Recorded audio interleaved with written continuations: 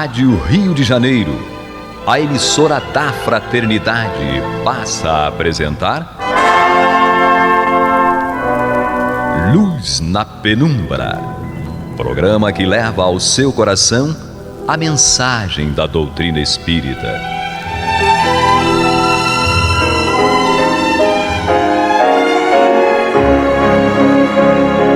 E com vocês, João Batista, para o estudo de O Livro dos Espíritos, da obra codificada por Allan Kardec.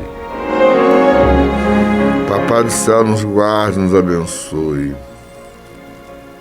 Louvado seja nosso Senhor Jesus Cristo.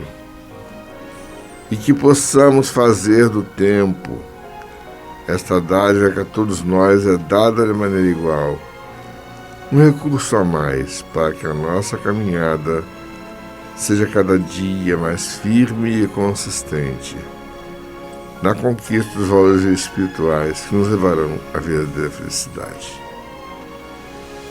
Hoje temos junto conosco Américo Nunes. Olá, querido irmão, querida irmã, ouvinte da Rádio Rio de Janeiro. Sejam todos bem-vindos. Guilhermina. Sempre muito feliz por estar aqui com vocês. E Astênio. Cada dia é uma página nova no livro da nossa vida.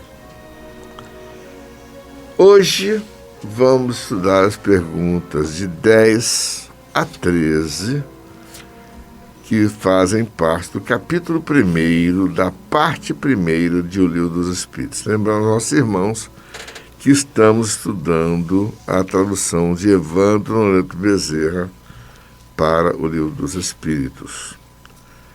Vamos fazer o estudo de atributos da divindade. Começando com Américo, a pergunta número 10. A pergunta 10, João, fala assim pra gente: os espíritos foram questionados por Kardec assim: pode o homem compreender a natureza íntima de Deus? Resposta dos espíritos: não. Falta-lhe, para tanto, um sentido, ou seja, ainda não temos, querido irmão, querida irmã ouvinte, ainda não temos atualmente a capacidade ou vamos dizer assim, a grandeza dos sentidos para conseguir compreender Deus em sua natureza íntima. Não conseguimos compreender exatamente Deus. E é por isso que nós, na semana passada, nós falamos, né, da dificuldade natural de estudar essa primeira parte. Por quê? Porque nós ainda não temos essa capacidade plena de compreender a Deus. Alguns fazem, vamos dizer assim, suposições, como por exemplo a do panteísmo, que nós veremos, fazendo spoiler, na semana que vem, cenas do próximo programa. O panteísmo crê o quê? Que a soma de todas as pessoas, se eu pegar cada pedacinho, que seria cada ser humano, cada coisinha, que a soma de tudo isso seria Deus. Essa é uma doutrina, a gente vai estudar mais em detalhes, isso é só um resumo. Semana que vem, para você ficar com esse gostinho na boca. Mas essas diversas definições foram sendo dadas pelos seres humanos ao longo do tempo, justamente porque nós ainda não temos essa capacidade plena de sentidos para compreender a natureza íntima de Deus. Sim. Tudo é interessante, né? A gente fica encantado com tudo em doutrina espírita. Mas aí quando Kardec pergunta, pode o homem compreender a natureza íntima, né, de Deus, a essência divina, quem dera, né? Mas aí na resposta que os espíritos deram, bastante direta, né, como se jogasse um balde de água fria, dizendo, por enquanto não, né? Então ele fala assim, não, falta-lhe para tanto um sentido. Na tradução do Evandro Noleto Bezerra, ele coloca um sentido. Existem outras traduções, inclusive de livros da FEB, coloca o sentido. Eu acho até mais apropriado, falta-lhe o sentido, né? Porque um sentido faz a gente lembrar mais do sentido, dos nossos sentidos, dos 5 sentidos, essa coisa toda. Quando fala o sentido, fica algo mais amplo, né? E aí eu faço uma ponte lá para o Sermão do Monte, quando Jesus dizia que bem-aventurados os puros de coração, porque eles verão a Deus. Então, compreender Deus ou ver Deus, né, que significa a mesma coisa, Jesus já antecipou, dizendo que só quando nós alcançássemos a pureza do coração. Então, o sentido seria a pureza do coração, né, que nós só quando alcançarmos teremos a compreensão de Deus. É por aí mesmo. Então a pergunta número 11 é sua. É minha, né? Menta. Então será dado um dia, aí já, né, jogaram um balde de água fria, agora estão dando... Vamos dar o ânimo, né? Uma esperança, né? O ânimo. Então será dado um dia ao homem compreender o mistério da divindade. Então Kardec já parte do pressuposto que a divindade é um mistério, que a divindade será um mistério para nós ainda por muito tempo. Mas um dia, né, será dado um dia ao homem compreender o mistério da divindade. E aí os espíritos, como não poderiam contrariar o Cristo de maneira alguma, responderam no mesmo sentido do Sermão do Monte, né? Quando seu espírito não mais estiver obscurecido pela matéria e pela sua perfeição se houver aproximado de Deus, né? Então, como Deus é a perfeição absoluta, nós temos que aumentar a nossa perfeição relativa, né? Para que possamos nos aproximar de Deus. Só essa aproximação permite a compreensão, permite a visão. Então, a resposta completa foi: quando seu espírito não mais estiver obscurecido pela matéria e pela sua perfeição se houver aproximado de Deus, então o verá e o compreenderá. Então a nossa pressa não deve ser a pressa de compreender a Deus. A nossa pressa deve ser a pressa da evolução, porque só com a evolução nós vamos compreender a Deus, né? E aí Kardec faz um comentário também dizendo assim: a inferioridade das faculdades do homem não lhe permite compreender a natureza íntima de Deus. Então Kardec também compreendeu que o que nos separa, né, o que toda a nossa visão para não vermos Deus são as nossas inferioridades. Então ele fala assim: na infância da humanidade, o homem o confunde muitas vezes com a criatura, né, confunde o Criador com a criatura, cujas imperfeições lhe atribui.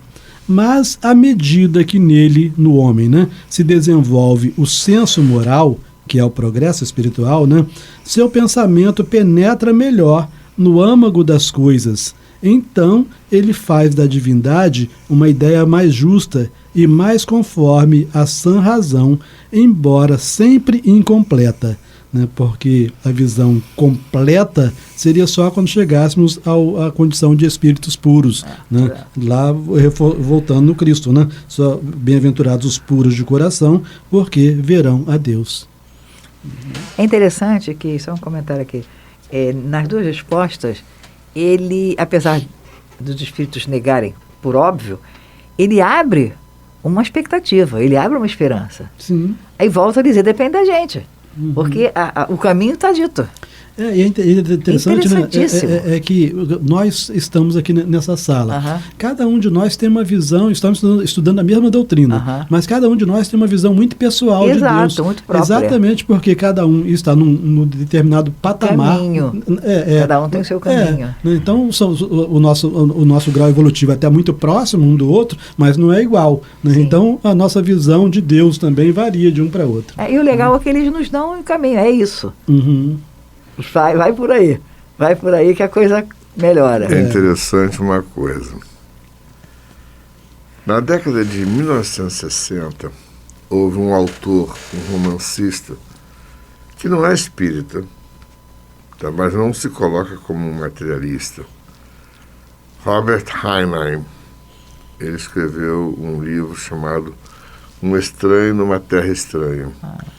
Pode-se dizer que esse livro estabeleceu os paradigmas para o movimento hippie, que se espalhou pelos Estados Unidos durante a década de 60, estabeleceu, digamos assim, a chamada contracultura. Eu e Guilherme convivemos com isso naquela época, já há quase 50 anos atrás. Mas é interessante que uma das coisas que um dos personagens diz, que é o personagem central, ele quando se encontra com alguém, ele diz assim: tu és Deus. É uma coisa estranha? Não estranha. É simplesmente identificar no companheiro de jornada o Criador.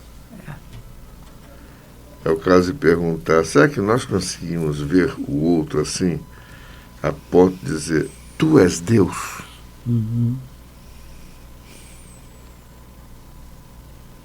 Você é Deus, você é a expressão da vontade divina.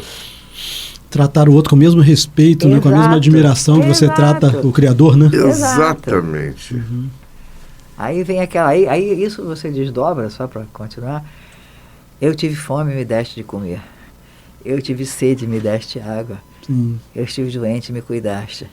Isso vale para qualquer momento, para hoje. Naquela época, o pessoal da contracultura explodiu e é uma história longa.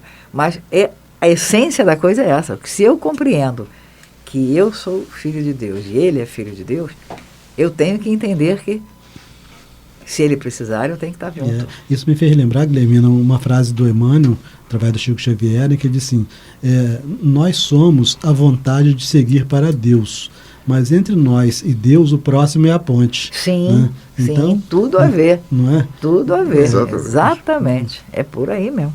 Por aí mesmo. Américo. Vai pro 12. A questão 12 fala assim: se não podemos compreender a natureza íntima de Deus, podemos ter ideia de alguma de suas perfeições? Resposta: sim, de algumas.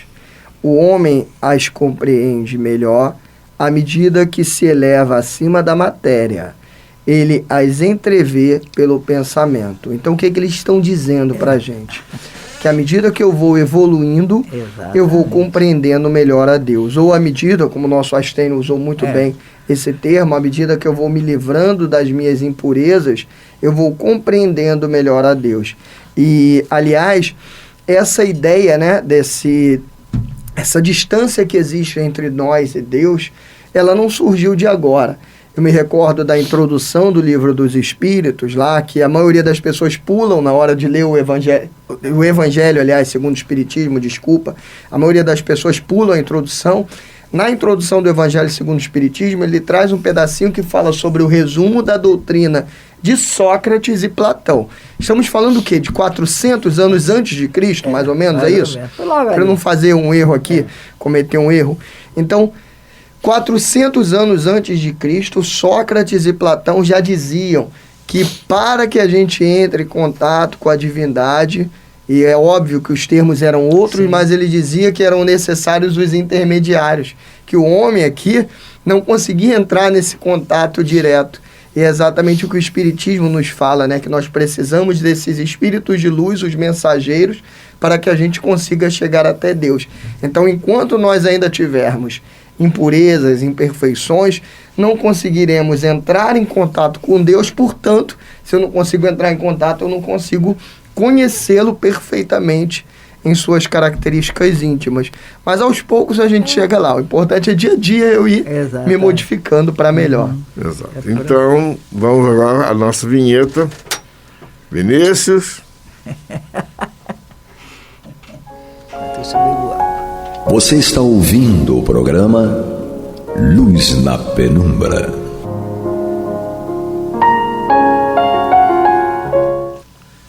Então agora, fechando o nosso estudo de hoje, Guilhermina vai fazer o estudo da pergunta número 13, que é a mais extensa do tópico. Mas aí nós vamos fazer o ping-pong com a turma toda, viu? Aliás, a Guilhermina vai falar agora o que nós lemos antes, né, do bloco, porque ele diz: podemos conhecer a natureza ou a ideia de algumas das suas perfeições? Os espíritos respondem sim. Quais são elas? Vamos lá. Quando dizemos que Deus é eterno, infinito, imutável, imaterial, único, onipotente, soberanamente justo e bom, não temos uma ideia completa dos seus atributos? Tolinho. Aí vem os espíritos, com toda a paciência do mundo. Realmente, os espíritos realmente foram designados e foram escolhidos para essa missão. Do vosso ponto de vista, sim, porque acreditais abranger tudo. Na nossa cabeça, a gente dizer que Deus é eterno, infinito, imutável, imaterial, único, onipotente, soberanamente justo e bom, completaria todas as suas atribuições. O que mais pode ser, né? O que mais pode ser? Sem acreditar em abranger. Mas ficais sabendo, presta atenção, que há coisas acima da inteligência do homem mais inteligente e para as quais a vossa linguagem, limitada às vossas ideias e sensações, não tem como se expressar. Gente, isso dá, assim, presta atenção, gente, cai na real, presta atenção. Deixa cair a ficha. Na verdade, explicar Deus é como você explicar cor a um cego de nascença. É. Um indivíduo que nunca viu cor, Como é que você vai explicar para ele cor? ele pode entender consistências com texturas, né? Se uma coisa é lisa ou é rugosa, se é quente ou é fria, ele sente cheiro, ele sente paladar. Mas a cor, não. A cor. Não. Aí ele continua, eu acho muito.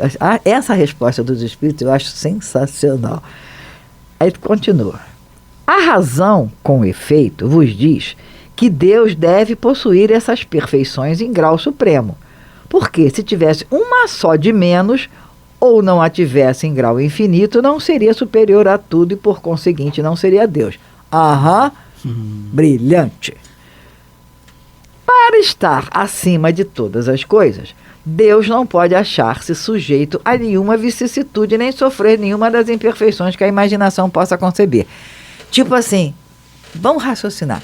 Dentro do que vocês concebem raciocinar, concebem perceber, isso, veja bem, desde a época em que esse livro foi escrito até hoje, isso é válido e cada vez mais válido, porque a gente está achando que a gente está descobrindo a tecnologia sensacional. Uhul, estamos descobrindo, estamos dominando todas as possibilidades do mundo através da tecnologia, e continua sendo a mesma coisa.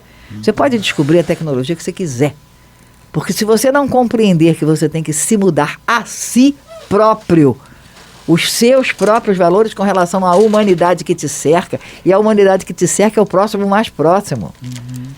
Então, se a gente não mudar isso, de verdade, não é da boca para fora nem para ninguém ver, não, é de verdade mesmo, você pode descobrir a tecnologia fantástica que tiver, que vai continuar sendo necessário muitas outras coisas para poder compreender Deus e para poder entender qual é a profundidade de Deus.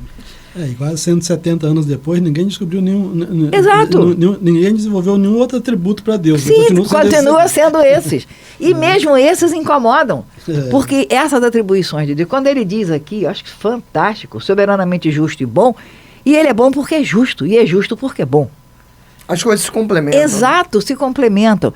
E isso nos incomoda, porque isso, de certa maneira, nos joga à cara as nossas imperfeições. Agora, vamos fazer todos os atributos. Quer que eu leia e você vai explicando? Tá, pode ser. Deus é eterno. Se tivesse tido um começo, teria saído do nada. Ou então teria sido criado por um ser anterior. É assim que, pouco a pouco, remontamos ao infinito e à eternidade. O raciocínio da eternidade. O que Então, também é Deus difícil para a gente sempre compreender. existiu. É difícil para a gente compreender. Eternidade é um negócio difícil de compreender. Ou seja, Deus sempre existiu.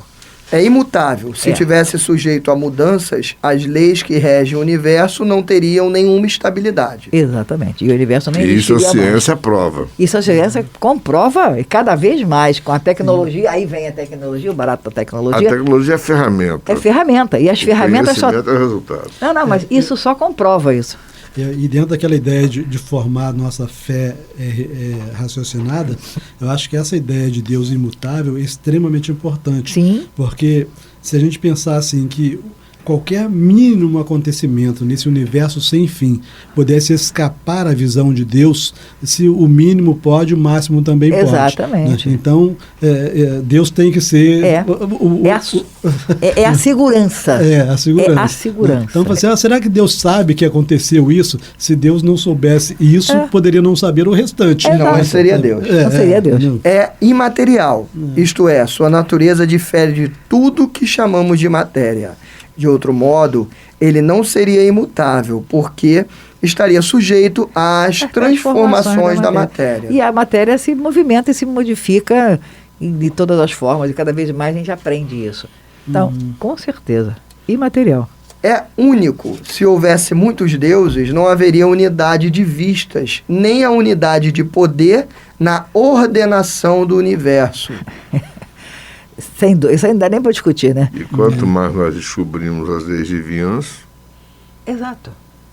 Pela ciência. Pela ciência. Pela ciência. Isso, pela ciência. Eu acho até interessante eu destacar isso aqui, né, quando fala que Deus é único, porque, lamentavelmente, as religiões, ao longo do tempo, acabaram passando a ideia, não obstante pregando a ideia de um Deus único, acabaram passando a ideia de dois deuses, porque o diabo também acaba sendo um Deus, né, que dá uma trabalheira danada a Deus. Né? Aliás, a religião acaba levando o homem a se preocupar mais com o diabo, a cuidar mais dos interesses do diabo do que dos interesses de Deus. Então a gente não vê o diabo, quando ele fala assim, único, se houvesse muitos deuses, não haveria unidade de vistas, nem unidade de poder na ordenação do universo. Então a gente tem que acabar com esse poder do diabo que deram a ele, né, ao longo do tempo. Na verdade, através dos tempos, as sociedades, a humanidade foi crescendo e foi amadurecendo através dos conhecimentos. Mas se você parar para pensar, esse conceito de diabo, que é o mal, foi colocado com o nome, esse conceito de mal, ele foi identificado exatamente por conta da gente. Ele está dentro de nós. Ele não está fora. Ele está dentro de nós. E quando eu digo nós, encarnados e desencarnados. Porque um dia estivemos desencarnados. Sabe Deus como foi que nós nos comportamos. Então, esse conceito precisava acontecer e precisa ainda, porque ele vai sendo um instrumento da racionalização do poder único de Deus. Aliás, Guilhermina, Stênio, João, né? Quando a gente pega lá, a gente vai estudar a história do termo demon, né? Que é o demônio, a gente vai ver que esse termo não era atribuído só a uma figura do demônio, ele era atribuído a todos nós, seres ainda imperfeitos. Eram divididos os espíritos em duas. Os perfeitos e os que chamavam de daemon ali, né? Isso também está lá na introdução do livro Evangelho segundo o Espiritismo, não dá pra gente entrar muito. Onipotente, porque é único. Se não tivesse soberano poder, algo haveria mais poderoso ou tão poderoso quanto ele. Não teria, assim, feito todas as coisas, e as que não tivesse feito seriam obra de outro Deus. Fora as coisas que ainda faltam fazer. Fora as coisas que ainda vão acontecer. Vamos lá. É soberanamente justo e bom. A sabedoria providencial das leis divinas se revela nas menores como nas maiores coisas. E essa sabedoria não permite que se duvide nem de sua justiça, nem da sua bondade. Exatamente. E aí eu acho, aí vem o meu achismo, que cada vez mais isso só remonta para a nossa reflexão. É urgente, isso em todas as épocas do mundo e cada vez mais, e como nós estamos aqui hoje, nós estamos nessa encarnação. É urgente que a gente reflita diariamente sobre as nossas dificuldades, o que é que a gente precisa fazer para melhorar. É chato? É. A nossa onipotência incomoda, o nosso orgulho incomoda, né? Eu sou apenas o máximo. Então, isso é que nos impede de caminhar. E na medida que a gente começa a caminhar, a gente começa a compreender e abre o leque de raciocínio. Abrindo o leque de raciocínio, e aí a gente vai aprendendo, vai construindo, e aí a humanidade caminha. É inevitável. Se nós não caminharmos juntos, vamos caminhar juntos, queiramos ou não. Só rapidamente, Guilherme, nosso tempo também está no finalzinho, né? Eu acho que esse ponto aqui é fundamental, né, do soberanamente justo e bom. Nós falamos no outro programa que compreender, né, ter a convicção de que Deus existe, parece muito simples, são muitas provas da existência divina. O problema é compreender a providência divina, né? Quando a gente verifica tantas coisas extremamente ruins acontecendo maciçamente, então compreender essa providência divina é o nosso grande desafio, né? É fácil entender que Deus existe.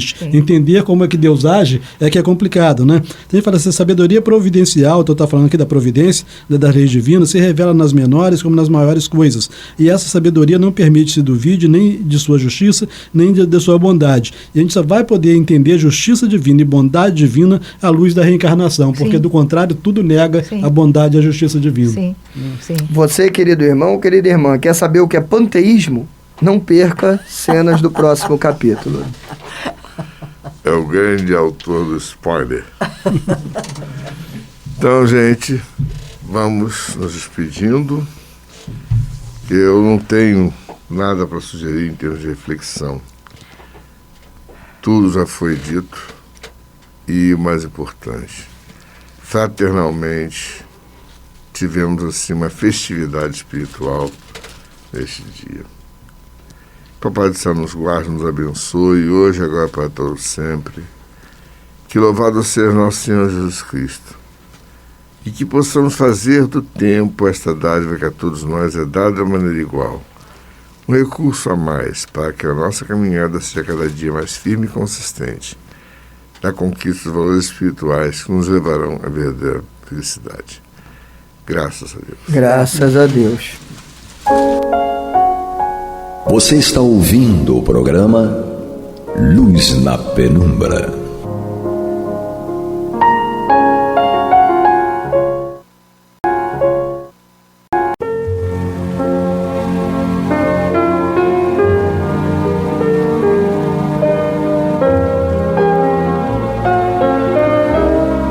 A Rádio Rio de Janeiro está levando ao seu lar e ao seu coração a mensagem consoladora da doutrina espírita, através do programa Luz na Penumbra. E agora com vocês, Antônio de Pádua Barbosa e Marta Batista. Boa noite, meus amigos.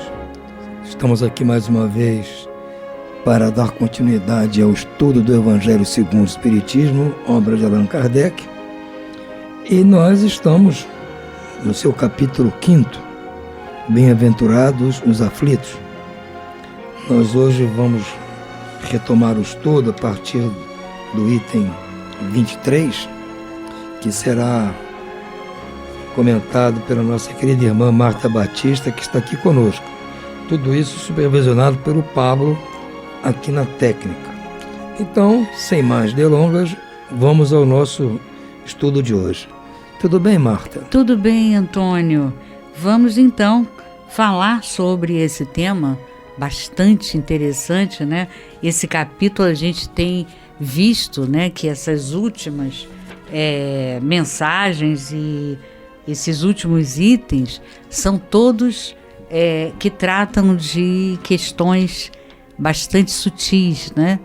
Que nós precisamos nos debruçar nessa reflexão para que a gente consiga transformar, porque todos eles têm como proposta fazer com que a gente saia da visão material para a visão espiritual.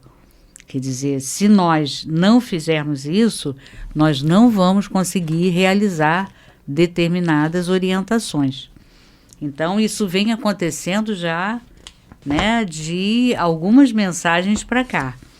Então, né, temos que refletir sobre isso, mergulhar, né, na orientação com profundidade e pedir bastante, né, força e ajuda, auxílio, para que a gente consiga fazer essa transformação. Então, esse texto é uma mensagem do espírito Delphine de Girardin. Chegou em Paris em 1861. A Delphine de Girardin, depois de casada, ela passou a ser uma jornalista. E ela, a gente nota, né, pela proposta, que é um espírito bastante elevado. E ela, com certeza, nos orienta que a gente precisa modificar o entendimento. Nosso entendimento está muito raso, muito superficial e não estamos entendendo bem. Desgraça, né, não é. Desgraça, o que a gente julga que seja desgraça, não é. Então, já temos aí algo para parar e refletir, né? A desgraça seria a perda das boas graças, né, que se desfruta em favor a alguém, né? Então seria uma desgraça, seria um desfavor, um desvalimento, é um revés, né, da fortuna, por exemplo, um azar, uma desdita, acontecimentos, né, que realmente trazem bastante aflição para nós, angústia. Então isso é a significação da palavra desgraça. Mas ela explica, ela já começa falando isso, que a desgraça não é aquilo que a gente imagina, porque a desgraça verdadeira não é nem tanto o que ocorre com a gente, sim com as consequências que aquilo que nós fizemos promove. Então já é algo para a gente refletir, porque quantas coisas que não são corretas, né, e que nós achamos que seria positivo para nós, seria favorável, e que nós julgamos poder fazer. E que entra justamente nessa definição que ela nos apresenta. Não é exatamente o que você vai fazer, mas sim as consequências daquilo. Tá? Aquelas consequências de algo que não é correto, que não é honesto, vai trazer consequências bastante negativas. E essas consequências vão resvalar no teu processo de crescimento. Porque você vai fazer algo que não é correto, vai promover uma determinada reação e quando você, anos depois, uma encarnação ou duas depois, você vai se deparar com as consequências daquilo que você fez e perceber que aquilo te prejudicou consideravelmente, além de ter prejudicado terceiros. Porque geralmente quando você faz algo que não é positivo para você no futuro, de alguma maneira prejudicou alguém. Terceiros foram prejudicados. Então, são consequências dos atos que nós fizemos, das escolhas equivocadas que nós fizemos. Então, vamos ver o que a Delphine fala para nós. Todos falam de desgraça, todos já experimentaram e creem conhecer as suas múltiplas características. Eu venho vos dizer que quase todos se enganam e que a verdadeira desgraça não é de forma alguma a que os homens, isto é, os desgraçados, supõem. Eles a veem na miséria, no fogão sem fogo, no credor que ameaça, no berço vazio, sem o anjo que nele sorria, nas lágrimas, no féretro que se acompanha de cabeça descoberta e o coração despedaçado, na angústia da traição, no desdudamento do orgulho que queria se vestir de púrpura e que com dificuldade esconde sua nudez sob os farrapos da vaidade.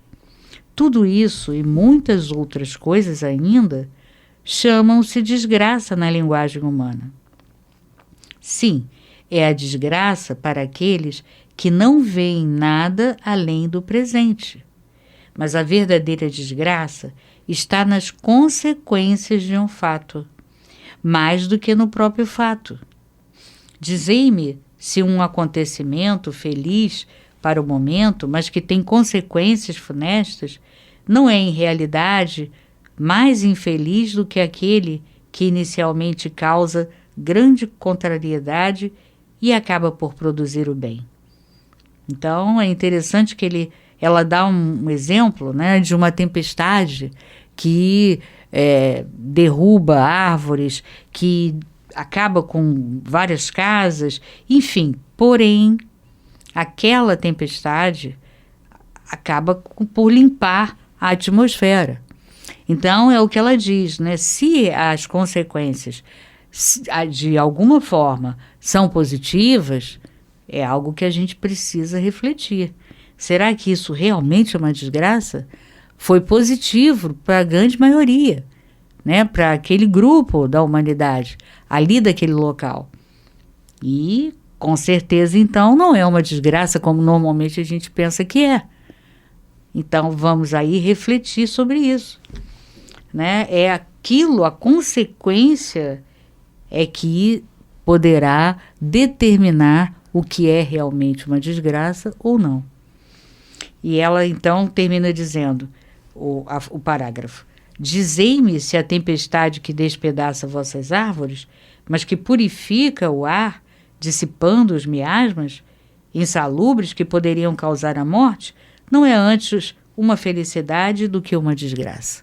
E a gente pode até aplicar também a questão da pandemia, né? A pandemia, aparentemente, não é uma desgraça do ponto de vista material? Sim, mas é como ela diz aqui, né? A tempestade dissipou os miasmas insalubres que poderiam causar a morte.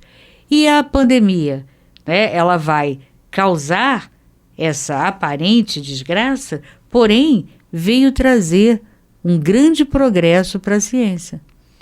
A ciência teve que entrar num processo acelerado de pesquisa para descobrir vacinas que viriam trazer para nós a cura e o respaldo, porque, veja bem, agora nós continuamos e voltamos a até ter uma nova onda de pandemia, porém, quase ninguém morre, né? Um número reduzidíssimo de morte, e as pessoas têm o vírus, mas de uma forma suave, leve, né? Então, isso não é positivo, é menos um vírus que era totalmente sem se conhecer, sem se saber, né? Que não tinha um tratamento, e agora a gente tem. Então, sempre quando há uma positividade, não é uma desgraça. A consequência não foi negativa, né? É preciso que a gente também entenda que isso nos ajudou a confiar na ciência. E questões da saúde são pertinentes à ciência, né? Então ela diz isso, né? Que isso poderia causar a morte, não é antes uma felicidade do que uma desgraça? É verdade. Para se julgar um fato, é preciso, pois, ver as suas consequências. É assim que, para analisar o que é realmente bom ou mal para o homem, é preciso que nos transportemos além desta vida, porque é lá que as consequências se fazem sentir. Ora, tudo o que ele chama de desgraça, o homem, né, segundo sua curta visão, cessa com a vida terrena e encontra sua compensação na vida futura. Então, há que fazer uma pausa e refletir. Quer dizer, primeiro, a gente não pode analisar que algo é uma desgraça ou não se você não olhar para frente. Você tem que sair dessa vida atual, da vida presente, e olhar para o futuro. Então, no futuro é que estarão as consequências daquilo que você irá sentir acerca de uma determinada escolha que você fez. Então ela diz que aquilo que nós chamamos de desgraça, segundo uma curta visão, cessa com a vida terrena. Olha que interessante, inclusive é uma consolação que ela nos traz, e a gente nem reflete sobre isso. É verdade, existem tantas questões difíceis quando a gente está aqui na Terra, mas que quando a gente reflete sobre aquela prova, a gente descobre que aquela prova vai cessar quando nós sairmos aqui do plano físico. Ora, ao passo que a verdadeira desgraça vai continuar.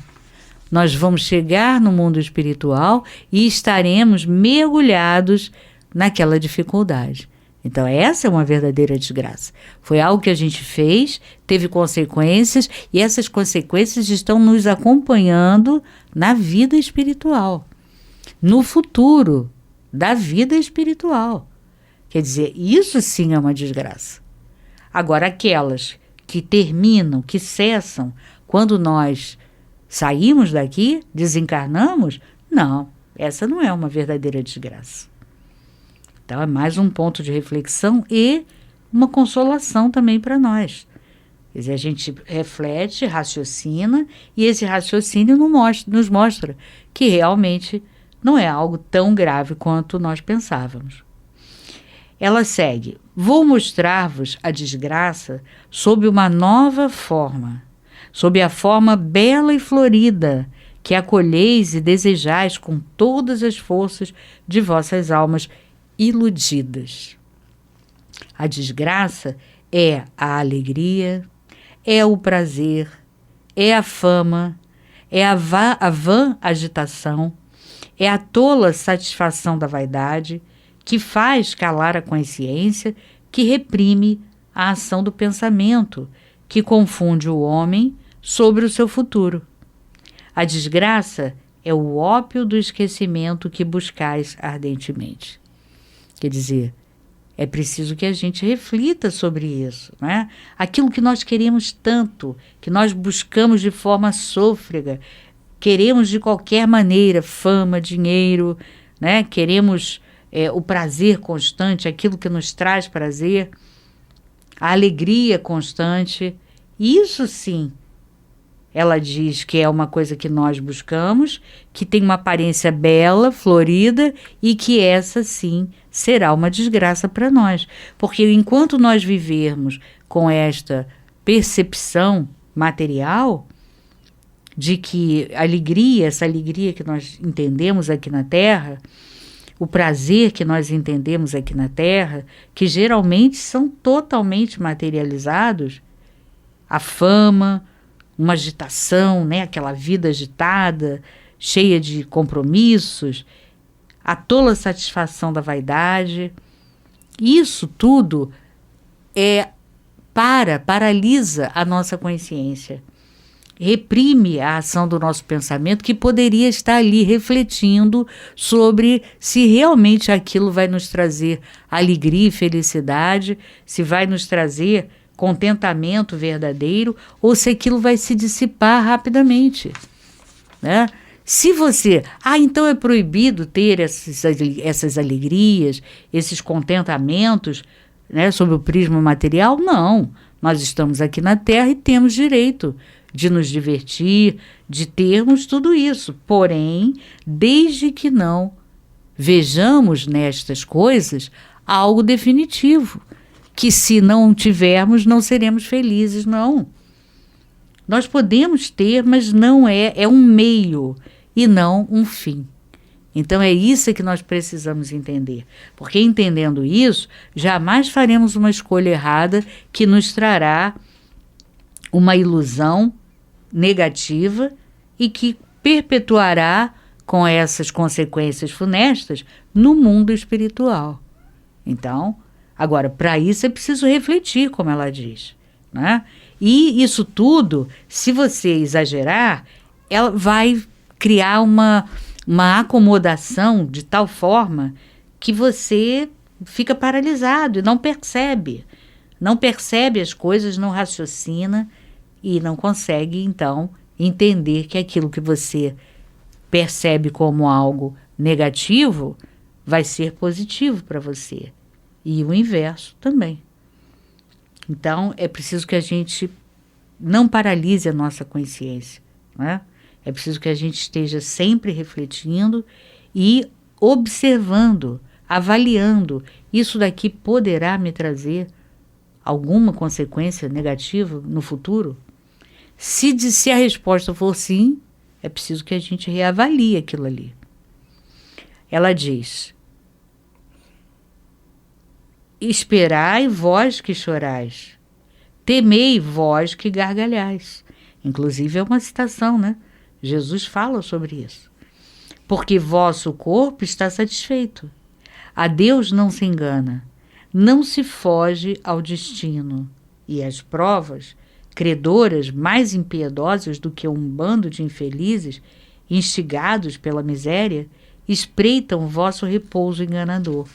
Quer dizer, é um repouso, uma tranquilidade, mas é algo enganador, é uma ilusão.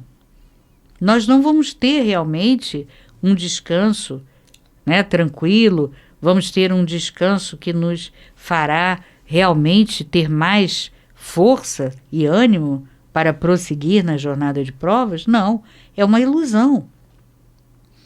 Então ela diz: espreitam vosso repouso enganador para vos mergulhar de súbito na agonia da verdadeira infelicidade, daquela que surpreende a alma enfraquecida pela indiferença e o egoísmo. Quer dizer, então, aquele que se deixa levar por essas ilusões vai ter uma alma enfraquecida. E essa alma enfraquecida vai ser traída pela indiferença e pelo egoísmo. Que o Espiritismo vos esclareça e reponha em sua verdadeira luz a verdade e o erro, tão estranhamente desfigurados pela vossa cegueira. Quer dizer, a gente está enxergando tudo errado. Quer dizer, a gente enxerga de uma maneira tão contrária à verdade, à realidade, né, que nós desfiguramos a realidade, a verdade. E isso daí vai nos trazer problemas sérios no futuro. Então, vos comportareis como bravos soldados que, longe de fugirem do perigo, preferem as lutas em combates arriscados, em vez da paz que não pode lhes dar nem glória, nem promoções. Então, precisamos olhar de frente, né, e não fugir da verdade como nós normalmente fugimos e dissimulamos. Não, vamos olhar de frente para ela e entender que essa felicidade temporária, efêmera, ela vai nos trazer problemas sérios. Então é melhor nós encararmos de frente e tentarmos superar essa vã ilusão de felicidade, de alegria, né? Para realmente produzirmos algo que não nos trará infelicidade e sim felicidade. Porque à medida que você encara tudo isso de frente, encara a verdade e faz a escolha da verdade, você vai ter consequências positivas. Embora na hora possa sentir um pouco de dor, né, como é a realização de uma terapia, né, de você aceitar ir de frente, de encontro com as dificuldades que vão produzir um pouco de dor, mas que depois vai te ajudar a se autoconhecer, e esse autoconhecimento vai te libertar. Então, ela segue aqui dizendo: que importa ao soldado perder suas armas sem equipamento e seu uniforme durante a luta, contanto que ele saia vencedor e com glória? Que importa aquele que tem fé no futuro deixar sobre o campo de batalha, de vida, a sua fortuna e a sua vestimenta de carne, contanto que sua alma entre radiosa no reino celeste? Então, é algo que nós precisamos meditar, né?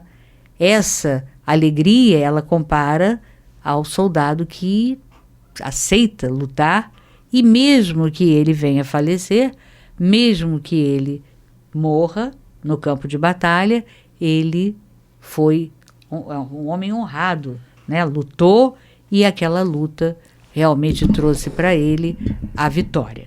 Então, que possamos nos esforçar e trabalhar no sentido de mudar totalmente a nossa visão de material para uma visão espiritual, o que vai inverter totalmente a proposta. Não é isso, Tony? Muito bem, Marta. É justamente isso. Nós já estamos aqui com o nosso tempinho se esgotando, então vamos deixar para os nossos amigos votos de muito boa noite e muita paz. Muita paz a todos.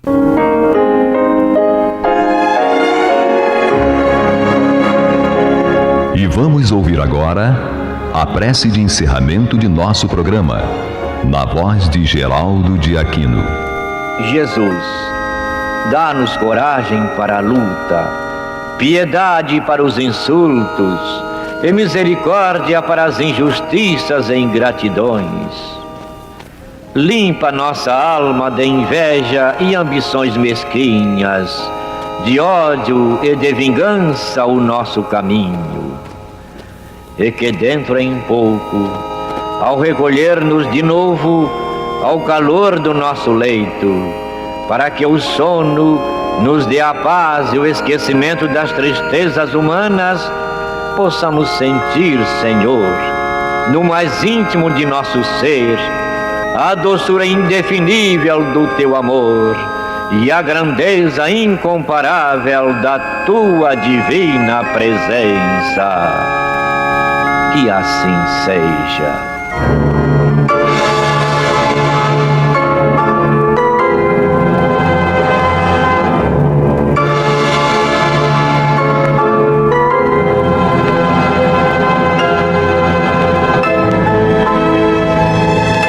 Acabamos de apresentar o programa Luz na Penumbra, que voltará a ser apresentado amanhã às 21 horas nesta emissora.